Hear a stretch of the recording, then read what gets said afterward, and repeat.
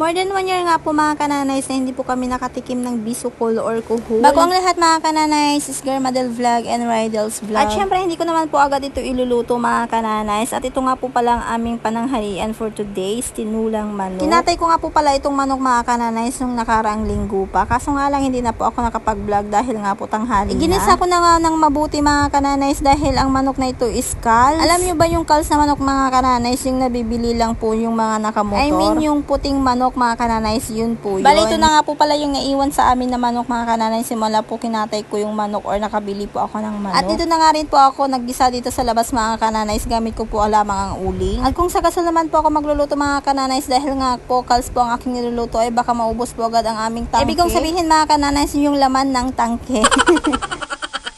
At ito na nga mga kananays, may pasayaw-sayaw pa nga po ako dyan dahil nga po nagpapasounds po ako habang nagluluto. Maaga nga po pala ako naggisa or nag-prepare ng aming ulam mga kananays dahil nga po matagal po itong palambutin. At sa mga araw na din po ito mga kananays ay nakapaglaban na nga rin po ako ng maaga. Dahil nga po masama na naman po ang panahon ngayon. Kaya naglaban na nga rin po ako. Tingnan nyo naman sa taas mga kananays ay makulimlim. Tingnan nyo naman po itong abukado mga kananays, lumalaki na. Nagagandahan ako sa abukado na yan mga kananays lalo na pag nagbibideo ako. Pero itong abukado na yan mga kananays hindi po yan sa amin. Sa kapitbahay ko lamang po yan. At ako naman mga kananays ay tamang video lamang dahil nga po naka-video call po kami yung asawa ko. At tamang dot-dot na lamang po ako dyan sa gilid mga kananays habang inaantay ko yung aking niluluto. Ganyan din po ba kayo mga kananays na katulad ko habang nagluluto ay nakaupo lamang dyan sa gilid habang nagdudot-dot ng cellphone? Minsan nga pagising ko mga kananays talagang cellphone lagi kong inuuna.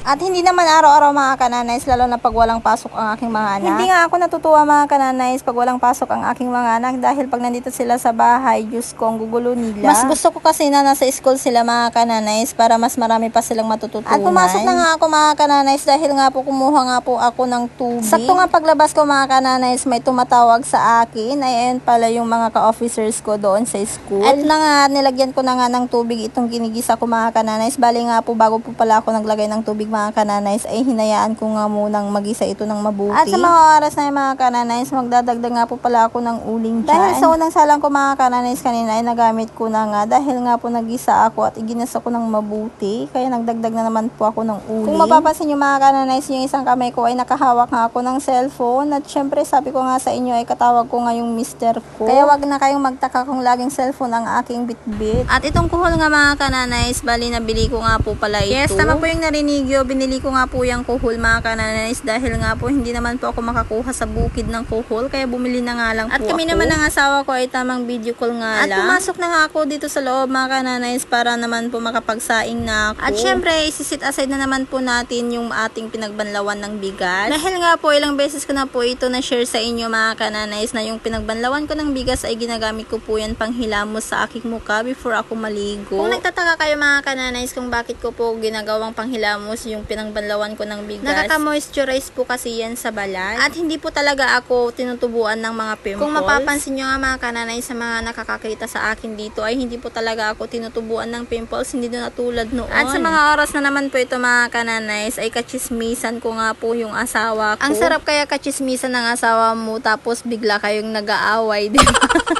Sinong relate dyan? Pero normal naman po yung mag-aaway kayo ng konti ng asawa mo. Pero ang hindi na po normal yung hindi na po kayo nag-aaway. Abnormal na po yung tawag doon pag hindi na kayo nag-away ng asawa mo. Charis. Bali, nagpapaalam lang naman po yung asawa ko sa akin mga kananays dahil nga po pupunta po siya magbabasketball at magpapapawis. Ayan, kakachismis ko sa asawa ko yung niluluto ko pala dito sa loob mga kananays ay kumukulo na. At ito na nga lumabas na nga ulit ako mga kananays ay kumulo na nga din po itong manok. Kung tinitignan nyo naman mga kananays ay lumabas na nga yung mga mantika ng manok. Aba, napakasarap at napakabango. Palakad-lakad nga muna ako dito sa harapan namin mga kananays habang kachismisan ko po ang aking asawa. Pag ganitong uling po yung ginagamit ko sa pagluluto mga kananay, sobrang naiinip po talaga ako dahil nga po hindi naman po yan pabilisan sa pagluluto mga kananays. Bali nagluluto lamang po ako ng uling mga kananays pag may pinapalambot ako na ulam namin mga kananays. Pero kung hindi naman po ako nagpapalambot, doon po talaga ako sa gasol nagluluto ng aming pagkain. Pag sa gasol kasi mga kananays ay madalian lamang po magluto doon, di ba? Kaya nga minsan mga kananays 10:30 ay nagluluto na nga po ako. At dahil nga yung mga anak ko mga kananays minsan minsan nauuwi sila ng 11:30 or alas 12 na ng tanghali. Habang inaantay ko yung manok na pinapalambot ko mga kananays, ito namang papaya ay nalalanta na pala. Kaya agad ko na nga po itong kinuha sa loob ng ref namin mga kananays para naman po mabalatan ko na. At kahit nalalanta na mga kananays ay pwede pa naman po itong ilagay sa tinola. At lalong hindi pa naman po yan bulok, nalanta lang po siya. Syempre habang nga po naghihiwa po ako ng papaya mga kananays, todo pa rin po kami sa chismisan ng aking asawa dahil nga po sa mga oras na yan ay malapit na nga po siyang bababa dahil nga po may laro po sila sa pagbabasketball. Bali nga iiwan na nga po niya yung kanyang cellphone maya-maya mga kananays dahil nga po hindi naman niya po ako pwedeng isama doon dahil nga po mainit at maraming tao at baka mawala pa nga ang kanyang cellphone. At ito na nga, hindi na nga po niya namamalayan yung oras niya sa kanyang paglabas mga kananays kaya nagpaalam na nga po siya. At syempre nag-I love you naman po siya bago siya lumabas at may pakis pa nga siyang pahabol, o diba ang sweet? Pero always naman po niyang sinasabihan ako ng I love you or I miss you, ganun. Diba ganun po kasi ang aking asawa? Bali nga po almost 1 year na po kaming hindi ulit nagkita ang aking asawa, kaya ganun na lamang po kaming dalawa pag nagbi-video call kami, pero hindi naman po minsan may iwasan yung pagtatampuhan or hindi nagkakaintindihan, pero naayos naman po namin. At sa mga oras na to mga kananays ay nagdagdag na nga ulit ako ng uling, pangatlong dagdag ko na nga po yan. Itong kaserola naman po namin mga kananays ay naglaga na nga po pala ako dyan kanina ng mani dahil nga po may nagtindang mani kanina. Bali nga po nabili ko po yan ng 50 pesos. Yung 50 pesos mga kananays is kalahating salup lang po yun. Pero marami naman na po yun mga kananays, worth it naman. Naboring na nga ako sa labas mga kananays na nakaupo dahil nga po hindi ko nakachismisan yung asawa ko. Kaya pumasok na nga po ako dito sa loob para i-prepare ko nga po tong karaoke set namin mga kananays at kakanta nga po ako dahil nga po nabuboring talaga ako sa mga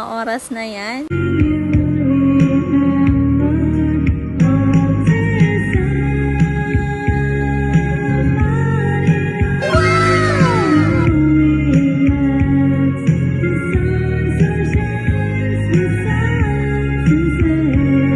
Natapos ko nga po yung isang kanta mga kananays ay agad ko naman po itong hinugasan dahil nga po medyo malambot ng aking pinapalambot na manok. Bali naglagay nga po pala ako ng tanglan mga kananays para mawala po yung lansa or hindi po siya gaanong malansa yung manok. At syempre pampasarap din po yan lalo na sa mga tinola, adobo, gano'n. At isinunod ko naman po yung papaya na ilagay mga kananays. Bali nga po nilalagay ko sa ilalim yung papaya para mas mabilis po itong maluto. Dahil maya-maya mga kananays ay nandyan na po yung mga anak ko. Pag nakauwi na nga po sila dito sa bahay mga kananays ay agad na nga po silang kumakain. Minsan pag nakauwi sila dito sa bahay mga kananays ay pinagpapahinga ko nga po pala sila ng mga 3 minutes bago po silang kumain. At ito na nga, luto na nga po pala ang aming ulam at dahil nandito na rin ang aking mga anak at kumakanta nga sila. Bali naabutan nga po nila akong kumakanta mga kananays kaya ayan, napakanta nga po sila ng tagdadalawa silang song. Bago na naman po matapos ang aking video mga kananays, don't forget to subscribe my YouTube channel and don't forget to share and like. Thank you for watching. God bless.